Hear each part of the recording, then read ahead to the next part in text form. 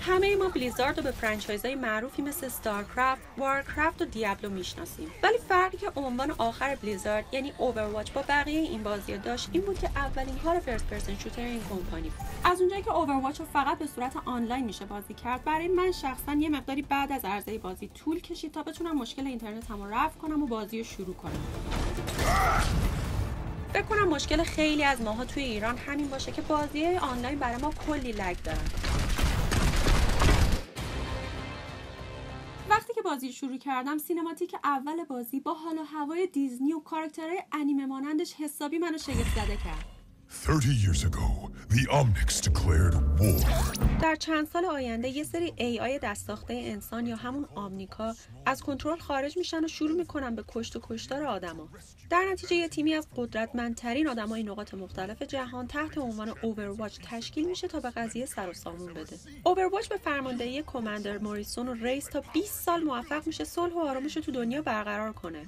ولی در نهایت با اختلاف بین این دوتا لیدر و یه سری حمله تروریستی که میفته گردن اوورواچ، فعالیت این هیروها ممنوع اعلام میشه و گروه از هم میپاشه. حالا بعد چند سال که اوضاع حسابی به هم ریخته، ممکنه اعضای اوورواچ که بعضیاشون احتمالاً مردن، خبری ازشون نیست و پراکنده شدن، بتونن دوباره دور هم دیگه جمع بشن تا دنیا رو نجات بدن. The world needs us now more than ever. Are you with me? متاسفانه هیچ بخش کمپین و داستانی برای شاخ و برگ دادن به این اینترو هیجان انگیز وجود نداره. و اگه علاقه‌مندین و دوست دارین بیشتر راجع به بک‌گراند کاراکترها و جریان بازی بدونین، یه تعدادی انیمیشن کوتاه بی‌نظیر و خوش ساخت و کامیک بوک‌های باحال راجع به شخصیت‌های مختلف توی سایتشون هست که واقعا پیشنهاد میکنم برید ببینید. به نظرم ویژگی که اوورواچ رو از بقیه بازی‌ها متمایز کرده، 24 تا هیروی متنوع با قدرت‌های منحصر به فرد و ویژگی‌های ظاهری مختلفشونه که با آپدیت‌های مختلف و به مرور زمان به تعدادشون اضافه شده یا تو ویژگی‌هاشون تغییراتی اعمال شده. این هیروها به 4 دسته آفنس، دیفنس، تانک و ساپورت تقسیم میشن. جالب اینجاست که هیچ دوتا شخصیتی مثل همدیگه طراحی نشدن و در این حال هیچ کدوم نسبت به اون یکی قدرت یا ضعف خاصی نداره.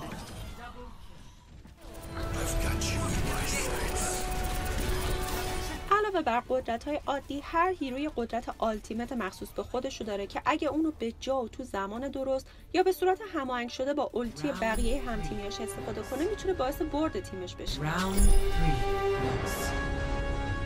ولی تو اوورواچ اصلا مهم نیست که چقدر به صورت تکیف خفن بازی کنین و آدم بکشید.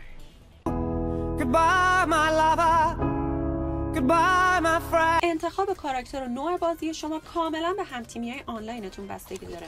تیمی که ترکیب 6 نفره بهتری از هر 4 تا دسته رو داشته باشه موفق‌تره.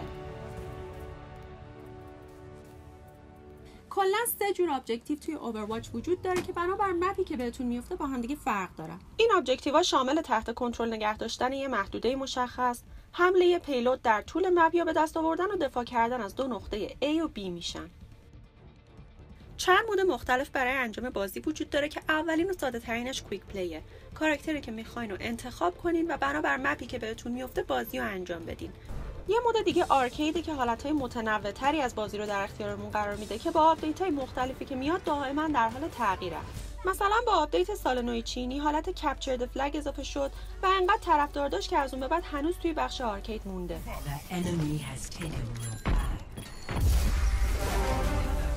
یکی از فیچرهای باحالی که اخیراً به بخش آرکید اضافه شده کاستوم گیمه که با ما این قابلیت رو میده که بازی دلخواه خودمون رو بسازیم. اینجا خلاقیت همه حسابی شکوفا شده و آدما هر جور مود عجیب و غریبی که فکرشو بکنین ساختن.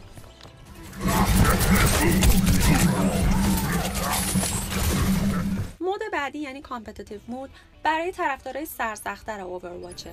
امتیازدهی مخصوص به خودشو داره و بازی کردن و تیم چیدن توش خیلی جدی تر از بقیه موداست. به جز خوش گذروندن و سرگرمی کلا 2 تا انگیزه موقع بازی اوورواچ داره. of the game. اول اینکه بتونم از 11 تا بازیکن دیگه خفن‌تر بازی کنم و پلی آف دی گیم بشم.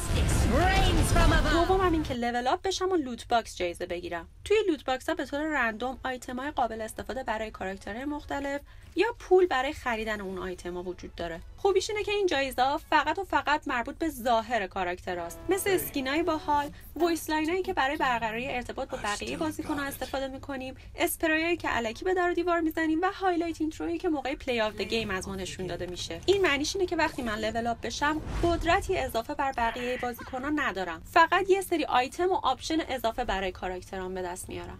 و زمانی که ببازم میدونم که کم تجربه بودم و بد بازی کردم و بعد از اینکه ریسپان شدم میتونم کاراکترمو یا نوع بازیمو عوض کنم. همه کاراکترها با همه قدرت‌هاشون از همون اول در اختیار من قرار داده شده. یاد گرفتنش ممکنه آسون به نظر برسه ولی حرفه‌ای شدن توش خیلی سخته. بعدی این لوت باکس ها اینه که واقعا به ندرت پیش میاد که اون آیتم اون کاراکتر خاصی که تو میخوای و بهت جایزه بده و خیلی هم دیر به دیر بهت پول میده که بتونی اونو برای خودت بخری. در نتیجه مجبور میشه اگه یه کازمتیکی رو برای کاراکتر مورد علاقت خیلی میخوای به دست بیاری و پولشو نداری، بری توی پی اس رو با پول واقعی لوت باکس بخری و دوباره توی اون لوت باکس آیتمای رندوم میاد. اوورواچ به عنوان گیم آف دی ایر 2016 انتخاب شد و به نظرم واقعا حقشه. فرست پرسن شوتری که فقط شلیک کردنی نیست، بلکه میشه توش پرواز کرد، له کرد، فریز کرد، تلپورت کرد، هک کرد، حتی ابراز علاقه کرد.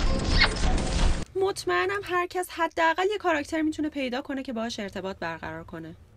همین تنوع شخصیت‌ها و مپ‌ها، حرکت‌های تیمی تکرار نشدنی و صداگذاری‌های بی‌نظیر همه از دلایلی هستن که میتونن اوورواچ رو به بهترین بازی سال تبدیل کنن. اسم من میاه، مرسی که ویدیو رو دیدین. اگه بازی باحالی به نظرتون میرسه که دوست دارین راجبش با هم حرف بزنیم، پایین کامنت بذارین. خدافظ.